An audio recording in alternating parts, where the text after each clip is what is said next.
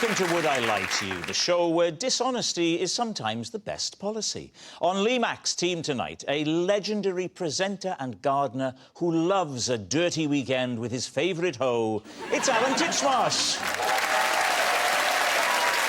And an award-winning rapper who once released a song called Slow Flow. I've seen my doctor about that. It's very common. It's Lady Leisha.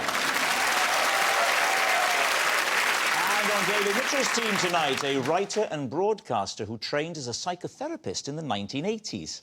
I wouldn't know about that. I'm a little young, I'm afraid. It's Philippa Perry. And a comedian who hosts a podcast set in beautiful Devon, which explains why he's always got jam on his top and cream on his bottom. It's Mike Wozniak. We begin with round one, Home Truths, where our panellists read out a statement from the card in front of them. To make things harder, they've never seen the card before. They have no idea what they'll be faced with. It's up to the opposing team to sort the fact from the fiction, and Alan is first up tonight. Oh, great. My Madame Tussauds waxwork was such a hit with the ladies. It was kissed more than any other and had to be cleaned of lipstick every day. David's team. When was your waxwork first included in Madame Tussauds? I think it was about the turn of the millennium, about 2000. OK. Where were the lipstick marks? Mike, please. It's a family show. Most of my body was covered with clothing, so it was, I suspect, on the cheeks and... Right. But actually, now that Mike's brought it up, Yeah. how much do they do at Madame Tussauds? I mean, do they do the whole body? They do. Including downstairs? Talk us through the process. Well, they take you in to the sort of studio they've got, and they photograph you from every angle, and the way they get every angle is that they stand you on a turntable that slowly revolves, you see. Are you naked? No, they said, we can give you a pair of Lycra shorts that Tim Henman wore last week. Oh. New balls. Where are you in Madame Tussauds? I was next to Brad Pitt. No. I was. When the kissing happened, they were choosing, with the greatest of respect, you over Brad Pitt. But there'd be too much of a crowd around Brad Pitt, you see, so they come to me because it was easier to kiss me because there was nobody there. Imagine, Lee, if the day were to come where you got the call. Yeah. What pose would you want to be immortalised I think I would go with the more traditional... I wouldn't have Lycra. I'm a bit braver. I'd go completely naked, but then I'd go with that. David, you are more cerebral, if I can use that word, more cultured man. Yeah. What sort of look would you like to project? I think very much like on this show, you know, riding this jet ski. What are we thinking, then, about Alan's claim? Mike? It's something bogus about it. I don't think they'd let you touch the exhibits. Maybe there's a rope round David Beckham and George Clooney, but They when it's Alan Titchmarsh... with the greatest respect, they didn't foresee the need. This is... It's more like the sort of romper room. Have a go. People have got in the mood looking at Clooney and Beckham, and then, OK, go in there and have a go on Titchmarsh. I've changed my mind hearing about the rope. I think it's true. Obviously, there are other candidates, but Alan is a very attractive man. And I also think, and I hope you'll take this in the right spirit... Oh, dear. No. Not again, David. Amid your sheer sexual charisma, there is also an approachability, which might mean that you got more kisses than other more stereotypically Adonis-like figures in the public eye. So I think it could be true. Would it help if I changed my mind? Yes. Oh, yes, it would. I've decided I think it's true. OK, we think it's true. Great. Mike's got another gig to get to. A wax Alan Titchmarsh besieged by fans. Is it the truth or is it a lie? It is... true. Yes, it's true. Alan's waxwork really did have the lipstick cleaned off every day. Philippa, you're next. For the past 6 months, I've been using David Mitchell to get me off to sleep each night. Oh. No further questions, true. OK. What medium are you listening to David through? I have found a stash of podcasts of The Unbelievable Truth. Oh, the radio show. For those that don't know, could you describe The Unbelievable Truth? There's 4 panellists, and they each deliver a lecture, and the other panellists have to... Oh, you see, I'm going off now. Have to find the truth. Look, this is amongst this the is not lies. going to get picked up by American TV with this bit. What is it about David's nasal drone that sends you on? What's the quality in there that appeals to you? It's entertaining and it's soothing. It's like a sort of father telling me a bedtime story. And how do you listen to him? What have you got headphones and... Now I just have my phone very close Oh, it's to the my speaker pillow. on the phone? Yeah. But what about your husband? He takes his deaf aids out. He turns them off at night. You can't hear anything. He has his own way of listening to David. There is a lovely rhythmical quality to David's spoken word. It's very relaxing and it's not in the slightest bit irritating. No, that's right. That's right. It's Not in the slightest bit irritating. I'm going to quote you on that because it's not everyone's view. series across the box. He's not irritating, he's tedious. It's not tedious. No, because if it was tedious, I'd go off on my own train of thought, which would be stimulating and would wake me I up. see. But, you know, a lecture on medieval castles, whew. How do you get off at night, Alan? Not very frequently. How do you visit the land of Nod? I spray my pillow Steady! with sleep mist. After which my wife coughs for a bit and I'm asleep.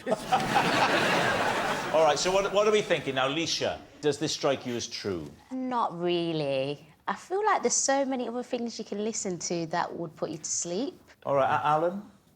Philip is clearly a fan. True, for me. All right. I think it might be true because he has got a voice that can, you know... Comforting. That's not the word I was looking for. What are you going to say? I think it's true. You're going to say it's true? OK, Philippa. Truth or lie? It is. It's true. Philippa does fall asleep to David every night. Mike, you're next. As a child, because I was so shy, I named all the toes on my left foot and formed a gang with them. Least. OK. Well, would you like to tell us the names of the game, starting with the big toe and going down the row? Big toe was Daddy Bruiser. Daddy Bruiser. Yeah. The one next to it was Long Pete, because that toe's unusually long on me. Just before you say any more, just remember, there will be a recap. Right. Yeah, sure. Keep these names short and rhyming. Good. And then there was Lindsay. Lindsay. The one in the middle. Taking my advice, then. And then my ring toe I named after my Auntie Barbara. What was that one called? That was called Auntie Barbara. Oh, not just Barbara. Auntie Barbara. Auntie Barbara. Auntie Barbara. Yeah. Okay. And the one at the end was called Crushed Daisy, because I used to have a lot of accidents and I used to sort of wang my foot into, you know, like skirting boards or whatever it would be. Why Auntie Barbara rather than any other auntie? She's my only auntie. That's absolutely watertight. Yeah. Is she? That's an unusual thing to say about someone's auntie. Your auntie looks very watertight. So would you talk to your toes? I would talk to them at night. It was night time when I'd get particularly nervous. Let's go back to young Mike in his bedroom, alone at night, with his gang. Just recreate for us a little interaction with the toe gang. It's not going to be untoward, is it? Your parents aren't at the door hearing you say, come on, let me give you a little stroke, Auntie Barbara. At the end of the bed is a wardrobe where the wood carving is quite sort of ghoulish, quite a sort of Munchkin scream thing, which I think was part of the problem. And I'd say, I'd tuck the toes in, don't look at that guy. he can't hurt you, he's made of wood. And then we'd get under the duvet with a little torch, and I'd light them up one by one. Would occasionally sort of draw little hats on them and faces and stuff. Did you not think to ask your parents to just move the cupboard that was scaring you? I did repeatedly. And they just didn't? They refused. Because they what? They refused to toe the line.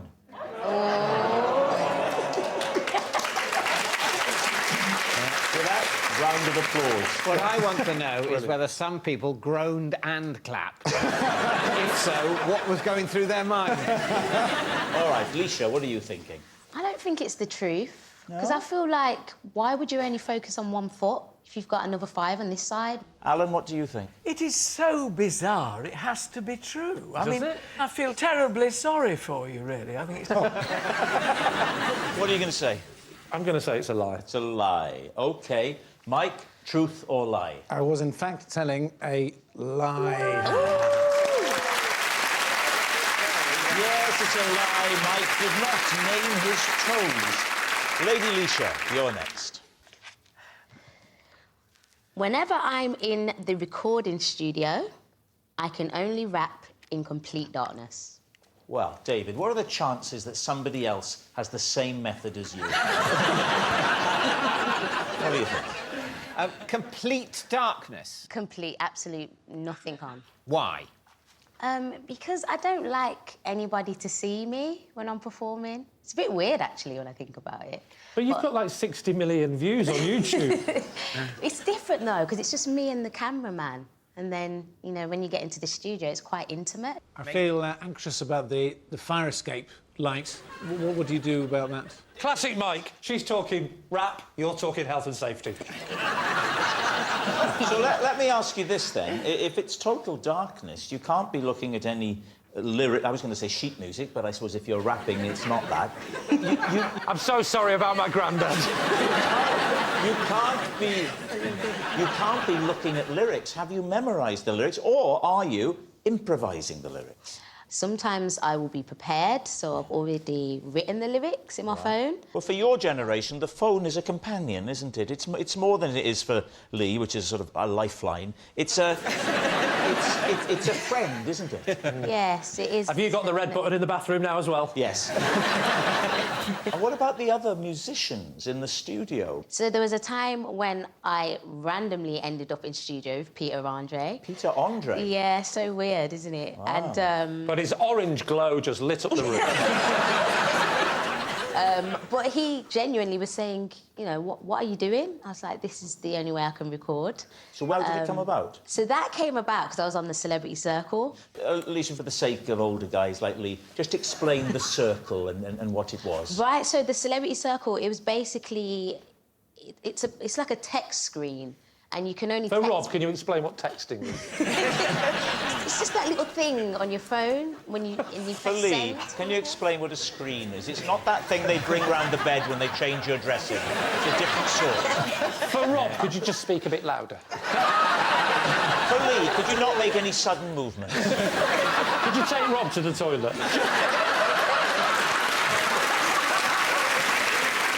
What do we think? Philippa, this is one for a psychotherapist to unpick.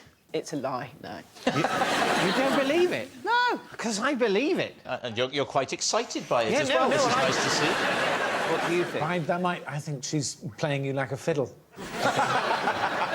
I think lie. I'm very comfortable with this scenario because if you both think it's a lie, I'm not going to overrule you. We'll go lie, but I'll say, oh, actually, I thought it was true, and that is win-win. We are going to say lie. All right, let's find out. Lady Leisha, was it the truth or was it a lie? It was the truth.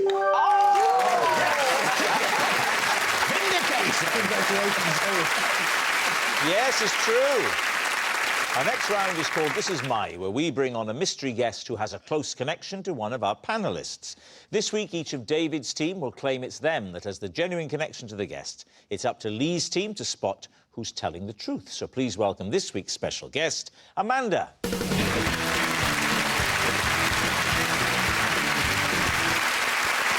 So, Mike, what is Amanda to you? This is Amanda. I once hospitalised her with my elaborate dance moves. Philippa, how do you know Amanda? This is Amanda, and she caught me smuggling my cat into her zoo. And finally, David, what is your relationship with Amanda? This is Amanda. When I kicked her child's football back, she watched in horror as it sailed through the air and knocked her mother out of her camping chair. Lee's team.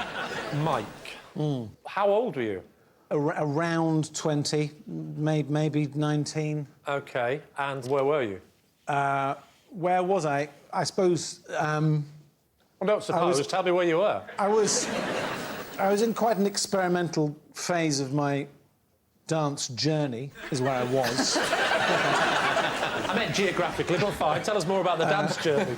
I was I've got, well, no formal training in dance, but at that time it was quite muscular, vigorous, but it's sort of heavy storytelling element to it as well.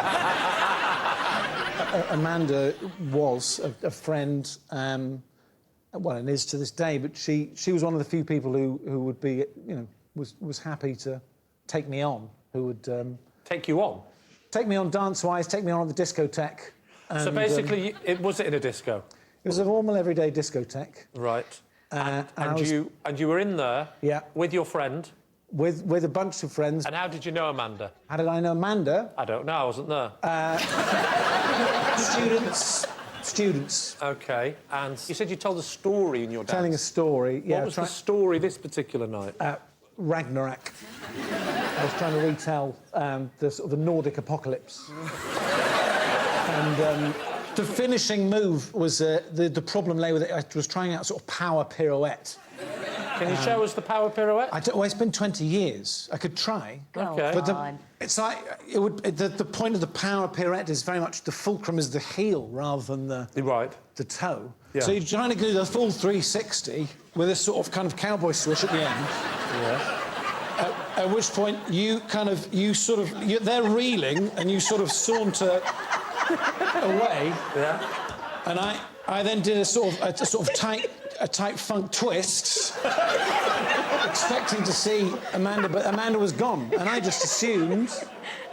assumed she was tired, she was exhausted, but it turned out that the fulcrum, my heel, I'd done it on her right big toe. Long Pete. I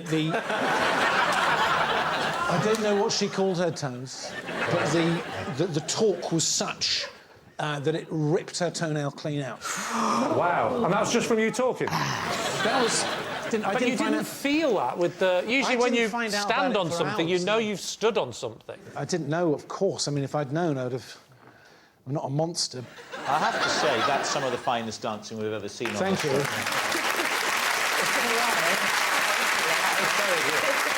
That's right up there with some of my stuff. Who would you like to quiz next? OK, Philippa, can you remind me again? This is Amanda. Yeah. And she caught me smuggling my cat into her zoo. Why did you want to smuggle your cat into a zoo? Because when David Attenborough comes on, the cat dashes to watch the telly and really just loves the animals. And his favourite things are lions. And I just thought it'd be really great if I showed him some real lions. Is this Kevin, the cat that I've seen on your TV shows? Yes. Oh. I've got this sort of backpack thing that the cat's got a sort of porthole with a sort of perspex hole so he can sit in it. You regularly take the cat out for days out? Oh, yeah. And have you made this thing, or can you buy a cat carrier? You can buy them. OK, so where else have you taken the cat? Oh, we go on long walks. Well, you do. Which zoo was it? London Zoo. So what does Amanda do at London Zoo? She goes around wearing a lanyard, bossing people about. Oh. And where did she apprehend you? Well, we were doing quite well, because I kind of knew I wasn't supposed to bring an animal into the zoo. Kind of? Yeah, but I didn't want to face up to that. Right. So I put a sort of cardigan thing over his porthole, so it just looked like I was wearing a backpack.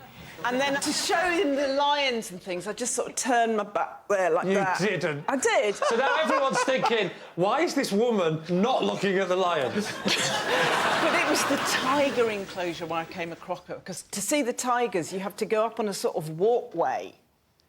And so I was up on the walkway, and when I turned my back and removed the cardigan so Kevin could have a look, Amanda spotted my strange behaviour, and then she and a keeper kind of escorted me out of the zoo. Why didn't you wear the backpack at the front to make yourself look less suspicious and sort of, like, just cover it over and then... Oh, it's like you flash it to the tiger. Can you talk us through the conversation with Amanda and the keeper? She said, "What are you doing?" And I said, "I'm showing Kevin the tigers." And she said, "You're not allowed to bring animals in here." Did you not say, but you started it? I wish I had. All right. What about David's plausible tale? Refresh our memories. This is Amanda. When I kicked her child's football back, she stood in horror as it sailed through the air and knocked her mother out of her camping chair. So, where were you? On the beach Whereabouts? in Cornwall. So you're on a beach call with your family? Yes. Ball comes trickling towards you. The ball came very near me and then sort of stopped. Yeah. And then I went with the instinct to kick it back. How far away was the child? I'd say probably maybe about where Alan is. So Alan's the child? Yeah. Amanda is sort of the distance you are, Lee, and then Leisha is the mother sitting in a And you in a managed chair. to kick a football that far? Mm-hmm. Brilliant, David. Brilliantly convincing. How many years ago? This was last year. Right. You thought to keep in touch, just Yeah. so she'd be quite useful to come on the programme and talk about. You've no idea. I mean, any incident at all, notes are made, numbers are taken. It's getting so desperate, he probably aimed for the mother, thinking, at least I'll have something for series 29. And what did you say? I'm assuming you shouted, "Sorry, I was aiming for your child." I went over, Yeah? thinking, oh, I'll help the mother up, but then actually, obviously, this was last year, so it's sort of the time of COVID. Yeah, not a good time for going on holidays, but we'll let it go. So people were going to Cornwall last summer, you know. OK. I mean, that part's true. Only the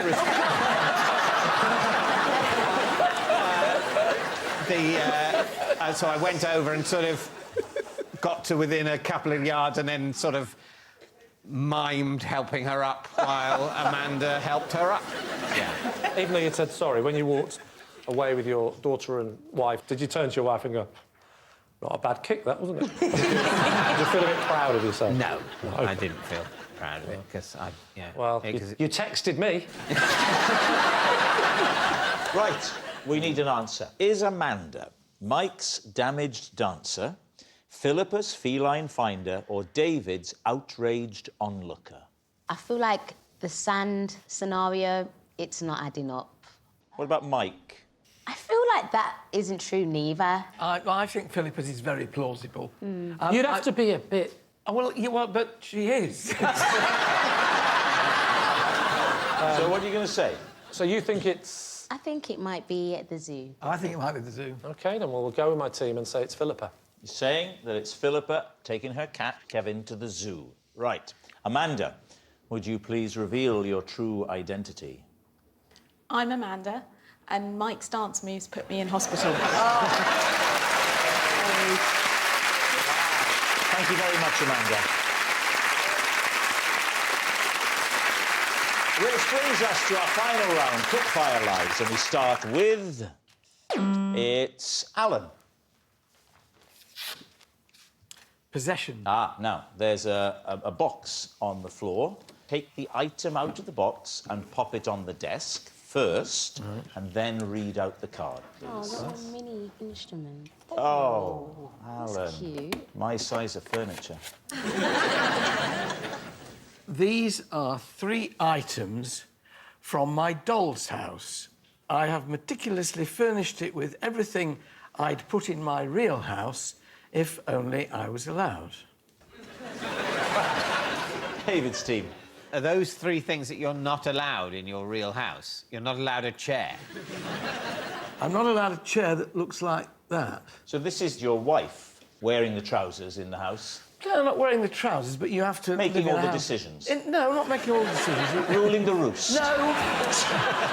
We have slightly differing tastes in furniture, and in a doll's house, I can just do it totally my own taste. What's your favourite room in the doll's house? The kitchen, because you can get very, very skillfully made, minute food.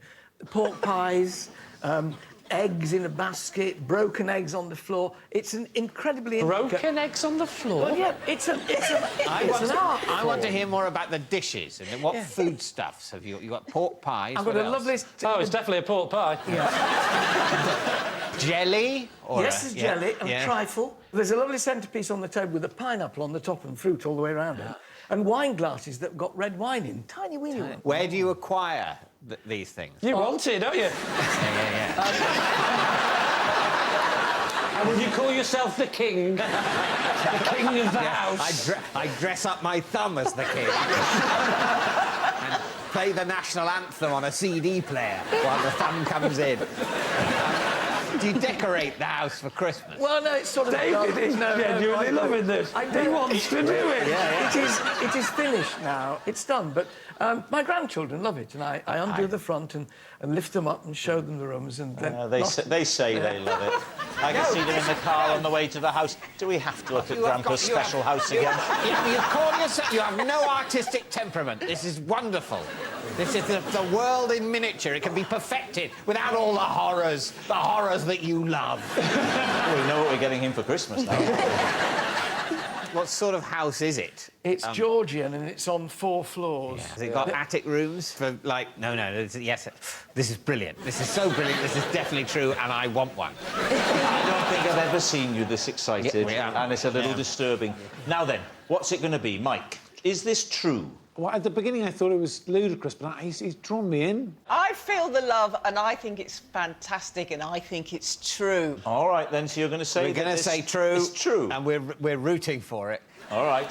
Alan, there's a lot riding on this. Was that true or was that a lie? Oh, sorry, it's true. And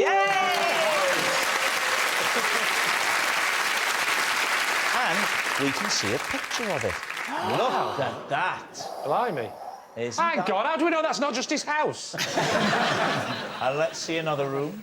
Oh, that's the kitchen. I love the lighting. It's very atmospheric.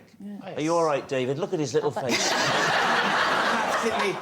Yeah. There's a stag's head on the wall. Yes. You see, that's a perfect outlet for wanting to have a stag's head. You haven't had to kill a stag. No, but what he's done is kill a mouse and got some twiglets. What a wonderful reveal. It was true. Well done. Very impressive. And that noise signals time is up. It's the end of the show, and I can reveal that it's a draw. Lee has 3 and David has 4. Thanks for watching. We'll see you next time. Good night. A new series of Rose Matafeo's Starstruck is sweet, swoon-worthy and best when binge-watched. Up now on BBC iPlayer. And Love is in the air in the square too. They're all at it. Stay right where you are. EastEnders is next here on BBC One.